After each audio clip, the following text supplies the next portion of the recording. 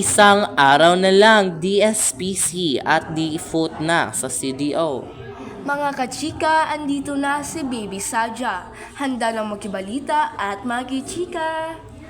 At ako naman si Gino Sadja, ang inyong kaibigan na laging updated.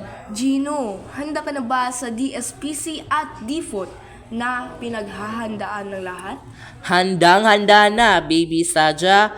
Feeling ko, marami na naman tayong mga talented na estudyante na magpapakita ng kanilang galing. Ngayong araw, pag-uusapan natin ang Division Schools Press Conference o DSPC at Festival of Talents o DFOT 2025. Isang araw na lang mga kaibigan. Baby Sadja, ipaliwanag mo nga sa ating mga tagapagkinig, ano nga ba talaga itong DSPC? Sige, ang DSPC mga kaibigan ay tungkol lahat sa journalism, pagsulat, balita, editorial cartoons, photography, lahat nandyan. At ang Festival of Talents naman, ito ang pagkakataon na magpakita ng kanilang talento ang ating mga estudyante. Pagkanta, pagsayaw, pag-arte, lahat. Tama ka dyan, Baby Sadja. Gino, napansin mo ba ang tema ngayong taon?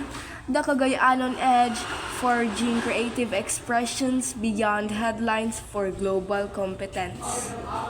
Oo, Baby Sadja, ang ganda. Ito ang tungkol sa Cagayanong talentong ipakita sa mundo. Paano kaya natin maipapakita ang Cagayanon Edge sa ating mga entries?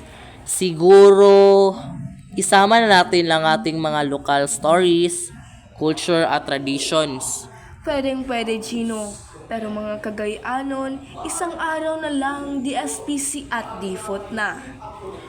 Good luck sa lahat ng mga participants. Ipakita ninyo ang Cagayanon Edge.